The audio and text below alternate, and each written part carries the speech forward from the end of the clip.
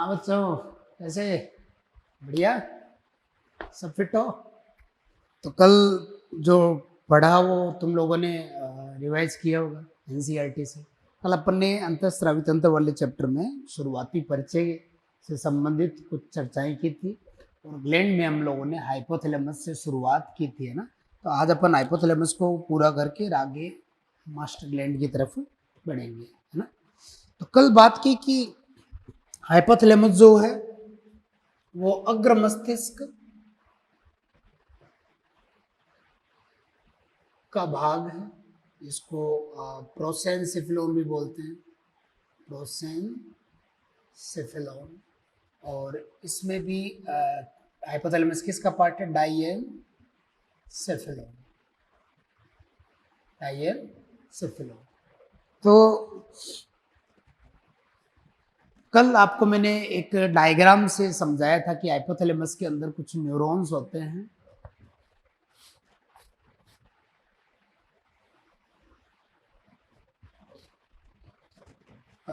जैसे एक तो इस तरफ मैंने एक न्यूरॉन को रिप्रेजेंट किया था,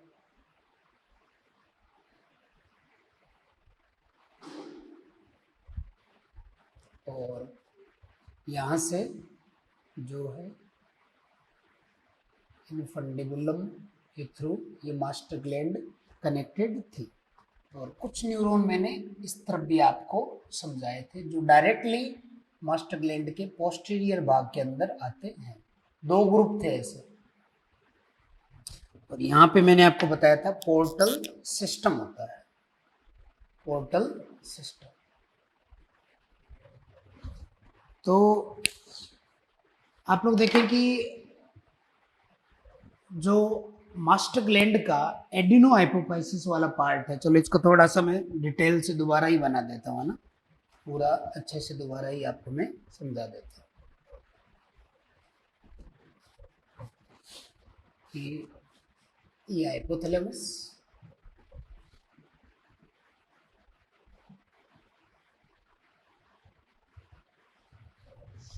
और हाइपोथैलेमस जो उसमें इस तरफ ये काफ़ी सारी न्यूरो सेक्रेटरी सेल्स,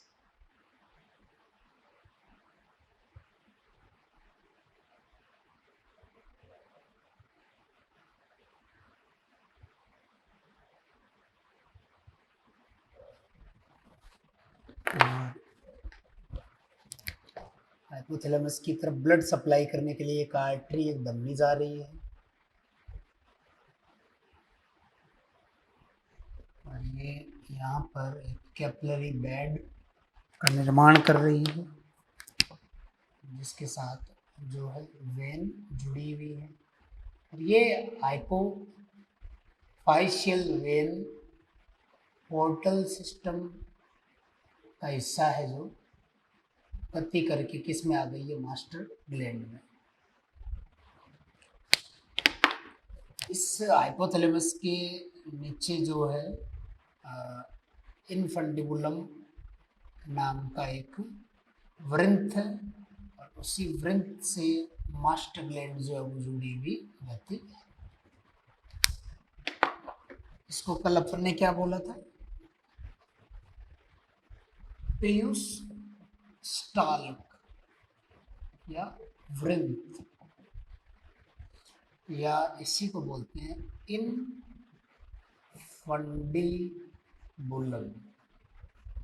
इसी को क्या बोला गया है? इनफंडिबुलम, जिसके माध्यम से पीयूष ग्रंथि हाइपोथैलेमस के नीचे की तरफ जुड़ी हुई होती है। अब धमनी जो यहाँ पे ये पूरी संरचना बना रही है, ये जो है हाइपोफाइशियल पोर्टल वेन है, और सिस्टम बनाती है हाइपोथैलेमस पोर्टल सिस्टम। और यही हाइपोफाइशियल पोर्टल वेन जो है वो हाइपोथैलेमस को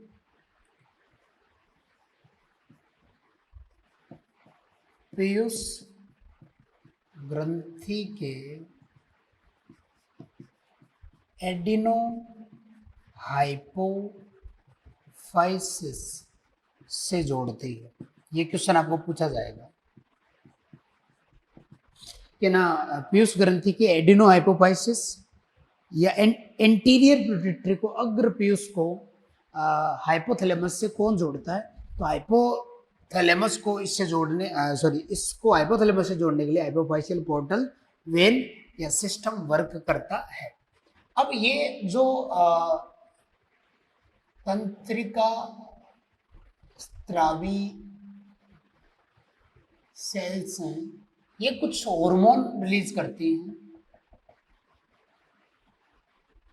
कुछ हार्मोन यहाँ पे रिलीज करते हैं, इनको बोलते हैं न्यूरो हार्मोन, न्यूरो हार्मोन्स। और ये जो न्यूरो हार्मोन ये तंत्रिका स्त्रावी सेल्स में हाइपोथैलेमस में रिलीज किए हैं, ये न्यूरो हार्मोन रिलीजिंग या रिलीजिंग संदमक होते हैं। ये या तो रिलीजिंग होते हैं या रिलीजिंग संदमक होते हैं। और ये हार्मोन फिर यहाँ धमनी और शिरा के मध्य ये जो कैपिलरी बेड बना है इसमें प्रवेश करते हैं, और इसमें प्रवेश करते ही इस हाइपोफाइशियल वेन के थ्रू यहाँ आ जाते हैं।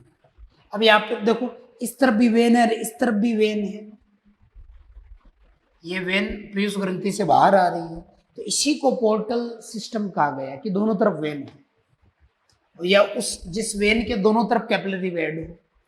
तो आप लोग देखिए कि पीयूष ग्रंथि जो है उसका ज्यादातर भाग जो है, इतना जिसको अपन ने रिप्रेजेंट किया है, इसको बोला गया है एडिनो हाइपोफाइसिस, एडिनो हाइपोफाइसिस। ये अपन अभी पीयूष ग्रंथि में चर्चा करेंगे, ये 70% भाग है, और ये हाइपोथैलेमस के अप्रत्यक्ष, हाइपोथैलेमस के साथ अप्रत्यक्ष रूप से जुड़ा हुआ होता है। और कौन जोड़ता है? पोर्टल वेन जोड़ती है।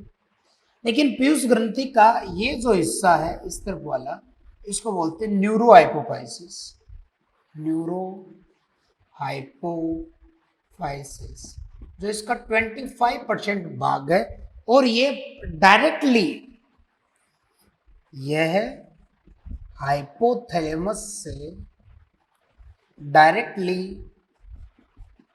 जुड़ा होता है। ये क्वेश्चन पूछेंगे आपको कि हाइपोथैलेमस के साथ प्रत्यक्ष रूप से न्यूरॉन के माध्यम से पीयूष ग्रंथि का कौन सा भाग जुड़ा होता है? तो वो पोस्टीरियर पिट्यूटरी या न्यूरो हाइपोफाइसिस वाला भाग है। और इसके रिगार्डिंग भी कल अपन ने एक डायग्राम बनाया था, ऐसे सुप्रा ऑप्टिक न्यूक्लियाई थे काफी सारे,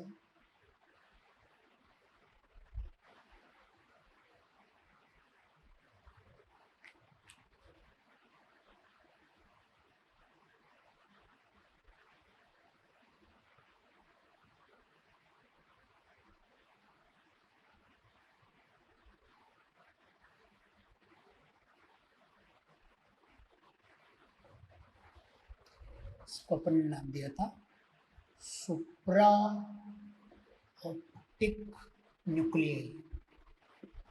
अब आपको याद हो, कोई नर्वस सिस्टम में पढ़ा होगा आप लोगों ने कि केंद्रीय तंत्रिका तंत्र में न्यूरॉन जो हैं उनके कोशिका काय के समूह को क्या बोलते हैं? न्यूक्लियाई बोलते हैं। और परिधीय तंत्रिका तंत्र में विभिन्न न्यूरॉन के कोशिका काय के समूह को गैंग्लिया बोलते हैं। क्या बोलते हैं? गैंग्लिया। तो ये न्यूक्लियाई है, कोशिका काय के समूह हैं। और सुप्रा ऑप्टिक न्यूक्लियाई क्या बनाते हैं? तो आपको याद रखना, कल भी बताया था मैंने, एडीएच या वैसोप्रेसिन का निर्माण सुप्रा ऑप्टिक न्यूक्लियाई जो है उनके न्यूरॉन करते हैं। और इनके एक्सोन के जो ट्रैक्ट हैं वो गति करके जो है पोस्टीरियर पिट्यूटरी या न्यूरो हाइपोफाइसिस तक आ जाते हैं। इसलिए कहते हैं कि ये जो संरचनाएं हैं वो प्रत्यक्ष रूप से पीयूष ग्रंथि के न्यूरो हाइपोफाइसिस को हाइपोथैलेमस से जोड़ रहे हैं। इसके अलावा एक और ग्रुप मैंने कहा था, पैरावेंट्रिकुलर न्यूक्लियाई।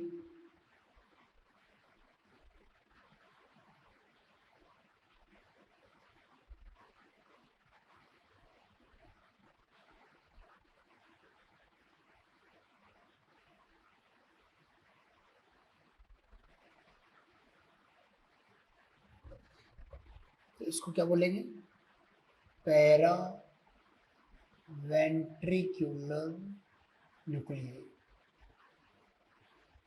और ये क्या बनाता है, ये बनाता है ऑक्सीटोसिन। ठीक है, ये इंपॉर्टेंट क्वेश्चन पूछेंगे आपको कि सुप्राऑप्टिक न्यूक्लियाई जो हाइपोथैलेमस के हैं वो कौन सा हार्मोन बनाते हैं, तो आंसर देना ADH, anti diuretic hormone, vasopressin. और पैरावेंट्रिकुलर न्यूक्लियाई क्या बनाते हैं, तो आपको आंसर देना है ऑक्सीटोसिन हार्मोन बनाते हैं। तो एक्चुअल में ऑक्सीटोसिन और एडीएच दोनों जो है वो न्यूरो हार्मोन है, जो एक्सोन ट्रैक्ट के थ्रू ये जो है वो ट्रैक्ट हैं। और आपको याद होगा, आपने पढ़ा होगा कि सीएनएस में एक्सोन के समूह को क्या बोलते हैं, ट्रैक्ट।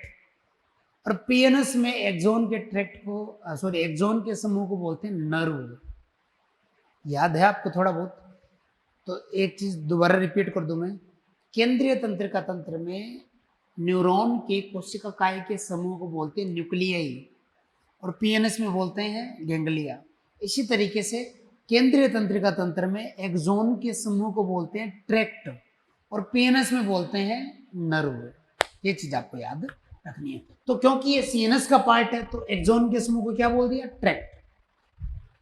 अब यहां पर आप लोग देखें, कोशिका काय ये जो फ्री नर्व एंडिंग है, मुक्त जो बल्ब के समान संरचना है, इसमें न्यूरो हाइपोफाइसिस के अंदर हैं पीयूष ग्रंथि के, इनको बोलते हैं हेरिंग बॉडीज, हेरिंग काय। और इसी में न्यूरो हॉर्मोन्स का संग्रहण हुआ है। क्लियर ना? तो ये जो एडिनो हाइपोफाइसिस और न्यूरो हाइपोफाइसिस है, इसको सम्मिलित रूप से क्या बोलेंगे, हाइपोफाइसिस, हाइपोफाइसिस। इतना समझ आया? लास्ट कल वाले लेक्चर के अंदर आप लोग ने डायग्राम बनाया होगा, तो उसमें आप लोग देख लो, उसी में थोड़ा सा बदलाव कर देना अगर कुछ एक्स्ट्रा मैंने यहाँ पे लेबलिंग की है तो। अब हम आगे चर्चा करते हैं। सबसे पहले इन न्यूरॉन की बात करते हैं। और ये जो न्यूरॉन हैं, जो न्यूरो हार्मोन स्रावित कर रहे हैं, रिलीजिंग तथा रिलीज इनहिबिटरी हार्मोन, क्योंकि यही न्यूरो हार्मोन इस पोर्टल सिस्टम से एडिनो हाइपोफाइसिस के अंदर आकर के मुक्त हो जाते हैं, और फिर यहाँ की सेल्स को, एडिनो हाइपोफाइसिस की सेल्स को या तो प्रमोट करेंगे या संदमित करेंगे हार्मोन्स निर्माण और स्रावण के लिए। क्लियर ना? और फिर हम लोग आगे चर्चा करेंगे जो अगली ग्लैंड है, मास्टर ग्लैंड की, और उसी के साथ अपन इन न्यूरॉन से बने हुए एडीएच और ऑक्सीटोसिन हार्मोन के फंक्शन की बात कर लेंगे। ठीक है ना? तो अब अपन आगे बढ़ते हैं, और उसमें अपन हाइपोथैलेमस में बनने वाले न्यूरो हार्मोन के फंक्शन की बात कर लेते हैं। फिर अपन पीयूष ग्रंथि की बात करेंगे। उसमें दोबारा ऐसा डायग्राम हम लोग नहीं बनाएंगे, इसलिए आप लोग ये डायग्राम यही बना ले। इसी के साथ अगर मैं थोड़ा सा पीयूष ग्रंथि को बताऊं, ये मटर के दाने के समान जो ग्रंथि है, उसका एडिनो हाइपोफाइसिस और न्यूरो हाइपोफाइसिस को हम लोगों ने यहाँ पे रिप्रेजेंट किया। इससे संबंधित कुछ और बातें जो आगे इसी के अंदर हम लोग डिस्कस करेंगे। उससे पहले अपन लोग जो हाइपोथैलेमस से निकलने वाले हार्मोन की चर्चा कर लेते हैं। तो पॉज करके नोट करो बढ़िया से।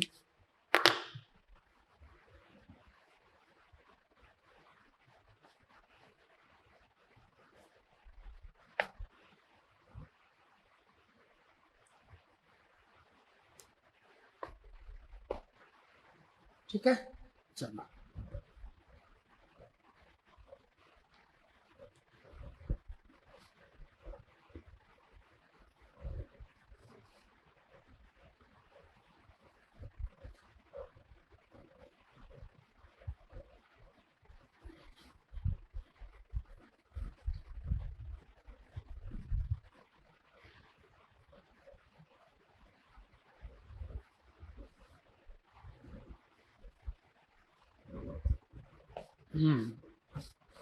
अब हाइपोथैलेमस के हॉर्मोन्स की हम लोग बात कर लेते हैं, जो कि दो टाइप के हैं, रिलीजिंग और रिलीज इनहिबिटरी। तो टेबल फॉर्म में इनको मैं नोट कर रहा हूँ, सीरियल नंबर, हॉर्मोन्स,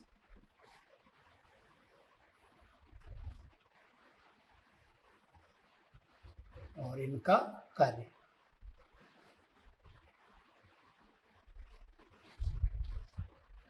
सबसे पहले बात करते हैं कौन से हार्मोन की, मतलब ये जो हाइपोथैलेमिक हार्मोन है इनके रिगार्डिंग बात करते हैं। तो सबसे पहले बात कर लेते हैं GnRH, जिसको बोलते हैं gonadotropin releasing hormone. Gonadotropin releasing hormone. Gonadotropin releasing hormone जो हाइपोथैलेमिक न्यूरॉन बना करके पोर्टल सिस्टम के अंदर छोड़ देते हैं, और पोर्टल सिस्टम के वेन के थ्रू वो एडिनो हाइपोफाइसिस में आकर के अग्रपीयूष या एडिनो हाइपोफाइसिस जो है उसकी सेल्स जो है जो गोनेडोट्रोपिन हार्मोन बनाती है उनको प्रमोट करता है। तो यहाँ पे लिखेंगे एडिनो हाइपोफाइसिस की सेल्स को प्रेरित करके FSH व LH का स्त्रावण करवाना। क्लियर ना? तो GnRH जो है वो अग्रपीयूष के अंदर गोनेडोट्रोपिन हार्मोन LH FSH जो है उनको रिलीज कराने के लिए प्रमोट करता है। क्लियर? अगली बात करते हैं ACTH रिलीजिंग हार्मोन। अब फुल फॉर्म एडिनोकोर्टिकोट्रोफिक हार्मोन, आगे अपन जब इनको डिस्कस करेंगे वहां फुल फॉर्म लिख लेंगे, अभी आप लोग इसकी चिंता ना करें, अभी शॉर्ट में लिख लें। फुल फॉर्म आगे आएगी, अपन जब वन बाई वन इनको डिस्कस करेंगे, तो अभी शॉर्ट में लिख रहे हैं। हाँ, फुल फॉर्म है क्या वो बोल के मैं आपको बता रहा हूँ, एडिनोकोर्टिकोट्रोफिक हार्मोन रिलीजिंग हार्मोन। तो ये जो हार्मोन है ACTH एक्चुअल में ये अग्रपीयूष में बनता है, लेकिन अग्रपीयूष में इसको रिलीज कराने के लिए जो हार्मोन है वो है ACTH रिलीजिंग हार्मोन। तो फंक्शन क्या हो गया, एडिनो हाइपोफाइसिस की सेल्स को प्रेरित करके ACTH का स्त्रावण करवाना, एडिनोकोर्टिकोट्रोपिक हार्मोन को स्रावित करवाना, ये इसका कार्य। अगले हार्मोन की बात करते हैं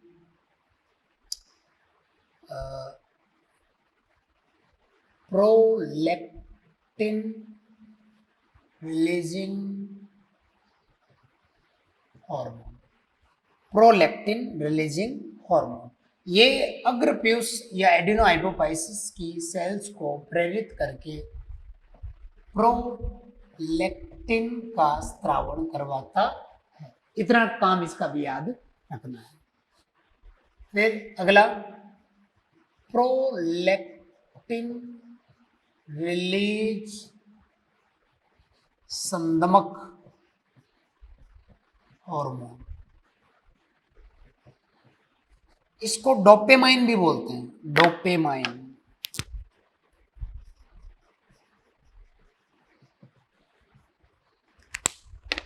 कार्य क्या है, एडिनो हाइपोफाइसिस की सेल्स को संदमित करके प्रोलैक्टिन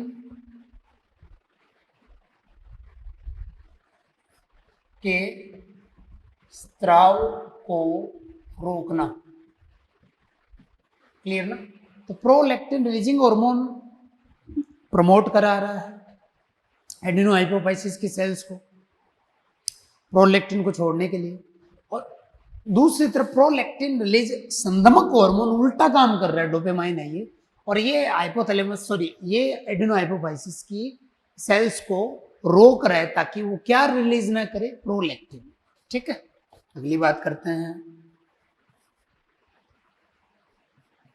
थायरोट्रोपिन या thyroid stimulating hormone releasing hormone. ये हार्मोन जो हाइपोथैलेमस में बना है पोर्टल सिस्टम से आकर के अग्रपीयूष की थायरोट्रोपिन सेल्स को प्रमोट करता है, जो थायरोट्रोपिन हार्मोन बनाती है। तो एडिनो हाइपोफाइसिस की सेल्स को प्रेरित करके TSH थायराइड स्टिमुलेटिंग हार्मोन के स्त्रावण को प्रेरित करना इसका कार्य है। ठीक है, फिर आगे बात करते हैं ग्रोथ हार्मोन, जिसको बोलते हैं वृद्धि hormone. Growth hormone, releasing hormone. वृद्धि हार्मोन, स्त्रावण प्रेरक हार्मोन। तो ग्रोथ हार्मोन, रिलीजिंग हार्मोन जो है इसको सोमेटोक्राइनिन भी बोला गया है। Growth hormone, releasing hormone, somatocrinin. और ये क्या करेगा, एडिनो हाइपोफाइसिस की सेल्स को प्रेरित करके ग्रोथ हार्मोन के स्त्राव को बढ़ाता है। ग्रोथ हार्मोन, रिलीजिंग हार्मोन जो है, जिसको सोमेटोक्राइनिन बोलते हैं, ये हाइपोथैलेमस से रिलीज होता है और अग्रपीयूष की सेल्स को प्रमोट करता है, जिससे वो ग्रोथ हार्मोन, वृद्धि हार्मोन को स्रावित करते हैं। फिर अगला है growth hormone, release, growth hormone release संदमक हार्मोन। उल्टा काम करेगा। इसको वैसे बोलते हैं सोमेटोस्टेटिन। सोमेटोस्टेटिन ये है एडिनो हाइपोफाइसिस की सेल्स को संदमित करके ग्रोथ हार्मोन के स्त्राव को रोकना, इसका कार्य हो गया। ठीक है, तो कुछ दो हार्मोन और हैं, आप लोग ये नोट करें, वो फिर बताता हूं।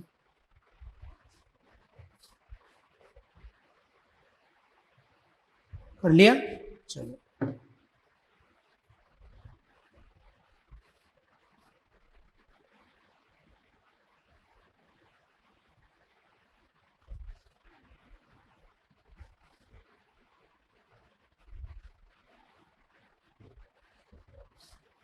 हाँ, तो अगला जो है वो है melanocyte stimulating hormone, releasing hormone.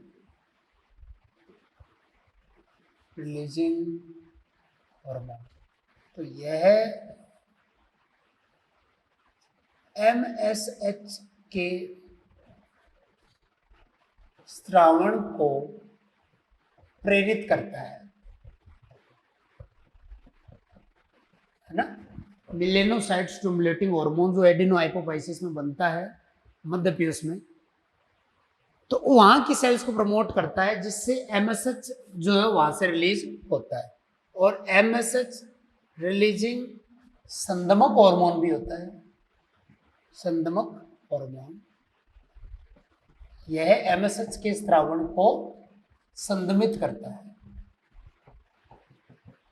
इस तरीके से टोटल ये 9 टाइप के हार्मोन जो हैं वो हमने हाइपोथैलेमस के अंदर डिस्कस किए हैं, जो पोर्टल सिस्टम से गति करके एडिनो हाइपोफाइसिस के अंदर आ रहे हैं। समझे ना, ये जो 9 हार्मोन है ये पोर्टल सिस्टम के माध्यम से आ रहे हैं। तो क्वेश्चन बनता है, निम्न में से कौन सा हार्मोन हाइपोफाइशियल पोर्टल वेन में मौजूद रक्त से नहीं आता है? तो आपको ये 9 याद रखने, जो उस रक्त के माध्यम से अग्र पीयूष या मध्य पीयूष के अंदर आते हैं। ठीक है, नोट कर लें पहुंच करके। ओके, ये बात हो गई हमारे हाइपोथैलेमस की संरचना और उससे संबंधित हार्मोन और उनके कार्य से संबंधित। अब अपन सेकंड ग्लैंड की तरफ बढ़ते हैं। पीयूष ग्रंथि की तरफ।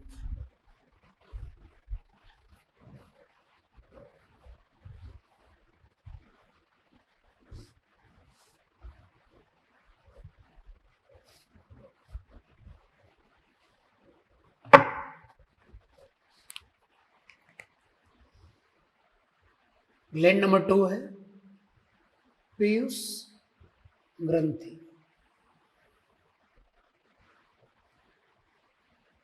हाइपोथैलेमस के लिए एक लाइन लिख देना, यह मास्टर ऑफ मास्टर ग्लैंड है। हाइपोथैलेमस के लिए ऊपर लिख देना master of master gland. Piyush ग्रंथि जो है या पिट्यूटरी ग्लैंड, इसको मास्टर ग्लैंड भी कहते हैं।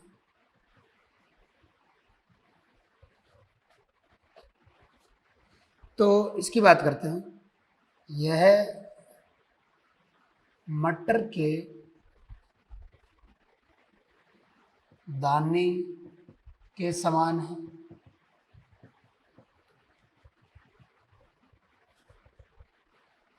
इसे हाइपोफाइसिस भी कहते हैं। ओरिजिन की बात करें, उत्पत्ति की बात करें तो एक्टोडर्मल ओरिजिन है इसका।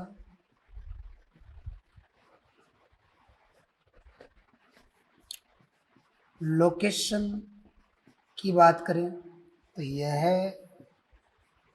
स्फिनोइड अस्थि में बनी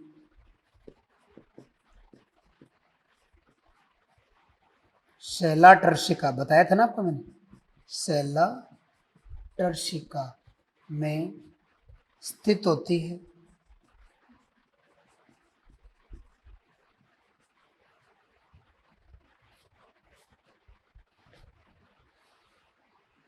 यह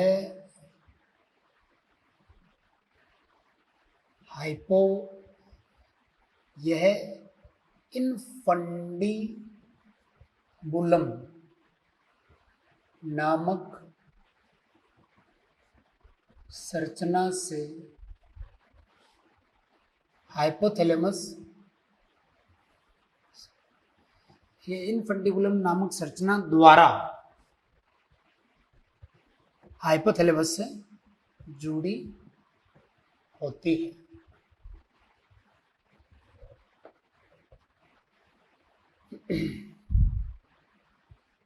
ठीक है। अब जो पीयूष ग्रंथि है, इसको हाइपोफाइसिस भी बोलते हैं। इसको अपन ऐसे मेनली दो पार्ट में डिवाइड करते हैं।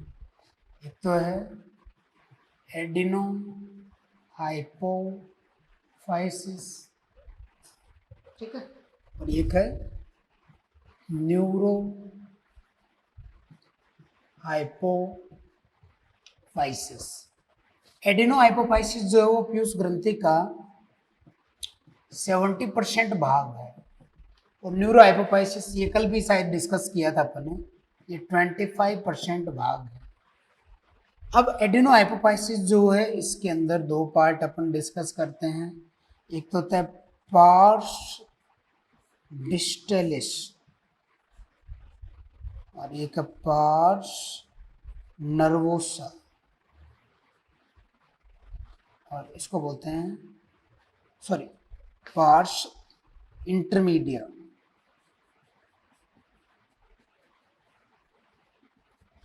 और इधर है पार्स नर्वोसा।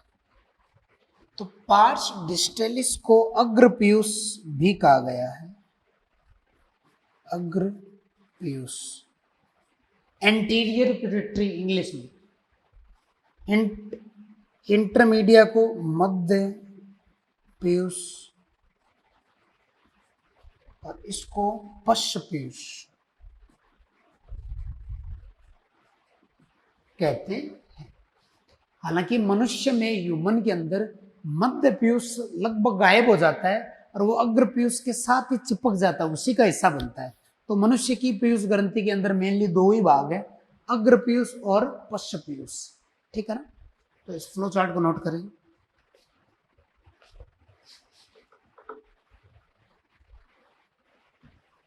कर लिया? चले आगे। चलो,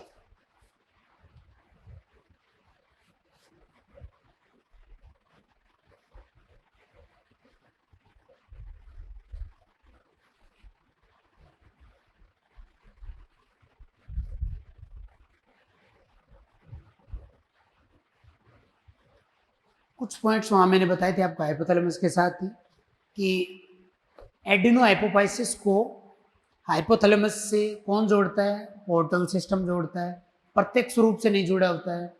न्यूरो हाइपोफाइसिस को हाइपोथैलेमस से कौन जोड़ता है? तो नर्व ट्रैक्ट जोड़ते हैं। प्रत्यक्ष रूप से हाइपोथैलेमस के नियंत्रण में पीयूष ग्रंथि का कौन सा भाग है? क्या आंसर देंगे? Neuro hypophysis. अप्रत्यक्ष रूप से हाइपोथैलेमस के नियंत्रण में पीयूष ग्रंथि का कौन सा भाग है? तो आपको आंसर देना है एडिनो हाइपोफाइसिस। अब एक चीज नोट में आपको याद रखनी है कि जो हाइपोथैलेमस है,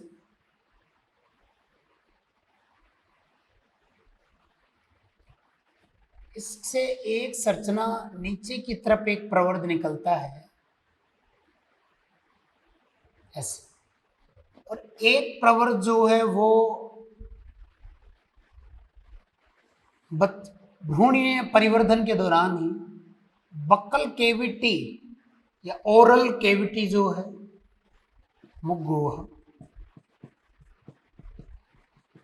उससे एक प्रवर्ध बाहर निकलता है और यही ऊपर की तरफ आकर के इसके साथ जुड़ जाता है इसे।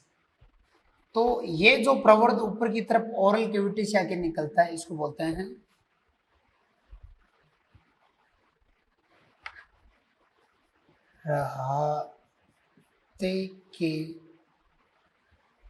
राहत के पाउच। आपको याद रखना है, मुखगुहा का प्रवर्ध यहाँ आता है और यही बनाता है क्या? Adeno hypophysis. और हाइपोथैलेमस से नीचे की तरफ जो ये संरचना है ये बनाती है न्यूरो हाइपोफाइसिस। क्लियर ना? तो पीयूष ग्रंथि जो है उसका ओरिजिन देखें तो वो अलग अलग तरीके से हुआ है। एडिनो हाइपोफाइसिस वाला भाग मुखगुहा की छत से ऊपर की तरफ गया है और न्यूरो हाइपोफाइसिस का भाग हाइपोथैलेमस से ही नीचे की तरफ आया है, इसलिए उसको बोलते हैं न्यूरो हाइपोफाइसिस वास्तविक रूप से, क्योंकि वो नर्वस सिस्टम का ही पार्ट है। क्लियर ना? तो आप लोग लिखेंगे कि पीयूष ग्रंथि का एडिनो हाइपोफाइसिस भाग, पीयूष ग्रंथि का एडिनो हाइपोफाइसिस भाग भ्रूणीय परिवर्धन के दौरान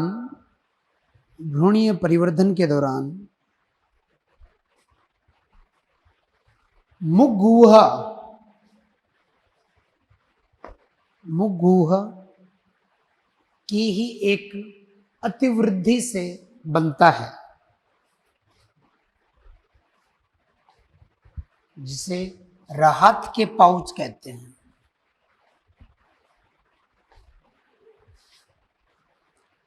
जबकि पश्च पीयूष हाइपोथैलेमस के ही बाहर की तरफ आने से बनता है। ठीक है? उसके बाद वीडियो को पॉज करके डायग्राम बना दो। बना दिया? चलो,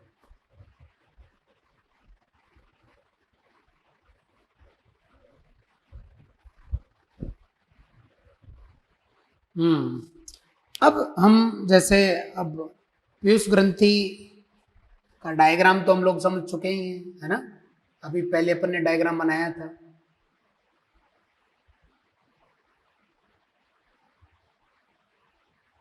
कि ये वाला पार्ट जो है पूरा का पूरा हो गया ऐसे इसको बोल दिया पार्श डिस्टेलिस अग्रपियूस,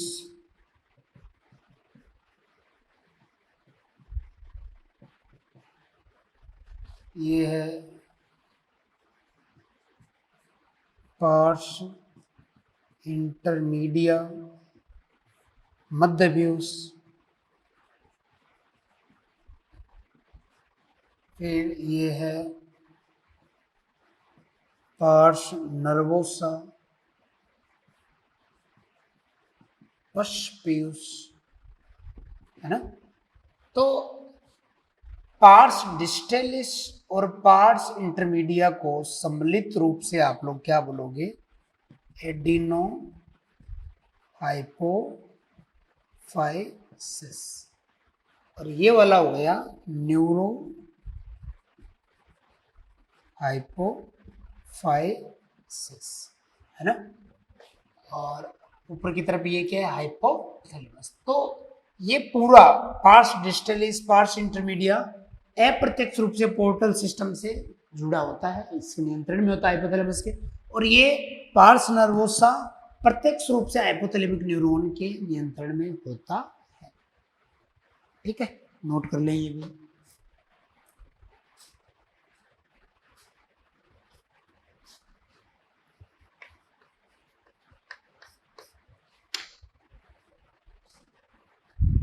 ठीक है, चलो फिर आगे बढ़ते हैं।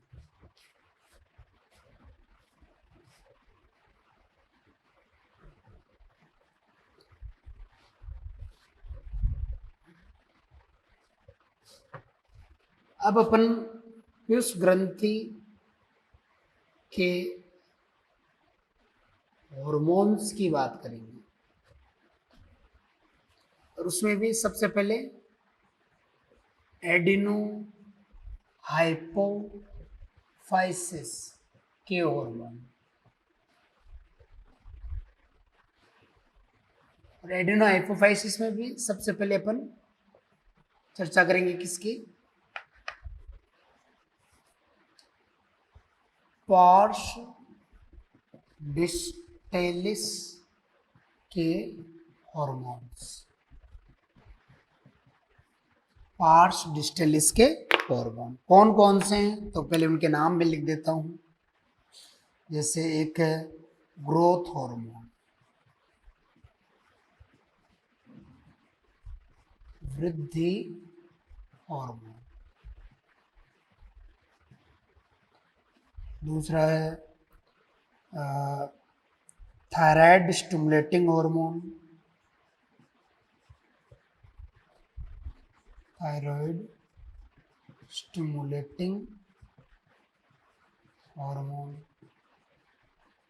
इसी का एक नाम है थायरोट्रोपिन। फिर एक है गोनेडोट्रोपिन हार्मोन। और गोनेडोट्रोपिन हार्मोन में अपन दो बात करेंगे, एक तो बात करेंगे एफएसएच की और एक बात करेंगे एलएच की। फुल फॉर्म वही साथ में लिख लेंगे, फोलिकल स्टिमुलेटिंग हार्मोन और ये ल्यूटिनाइजिंग हार्मोन, पुटक प्रेरक हार्मोन और ये होगा ल्यूटिनाइजिंग हार्मोन। फिर एक पढ़ेंगे एससीटीएच एडिनोकोर्टिकोट्रोफिक हार्मोन, फुल फॉर्म वही लिखेंगे, क्लियर। और थायराइड हो गया, गोनेडो हो गया, एससीटीएच हो गया, वृद्धि हार्मोन हो गया। फिर एक पढ़ेंगे प्रोलैक्टिन हार्मोन, प्रोलैक्टिन हार्मोन। तो growth hormone, thyroid stimulating hormone, follicle stimulating और एलएच, उसके बाद एससीटीएच। तो ये सब अपन जो है वो पार्स डिस्टेलिस के तहत इनकी चर्चा करने वाले हैं। ठीक है, तो अगली क्लास में अपन 1 बाय 1 इनको डिस्कस करते हैं। आज के लिए इतना काफ़ी है, और कल अपन पीयूष ग्रंथि के हार्मोन, उनके कार्य, उनकी कमी से होने वाली डिसऑर्डर पढ़ेंगे, फिर एंट्री कर जाएंगे, चर्चा करेंगे अगली ग्लैंड थायराइड की। ठीक है, तब तक आप लोग आज जो मैंने पढ़ा है उसको बढ़िया से रिवाइज करें, एनसीईआरटी की रीडिंग लगाएं और संबंधित क्वेश्चन आप लोग उसके एमसीक्यू के लगाएं। ठीक है, बेस्ट ऑफ लक।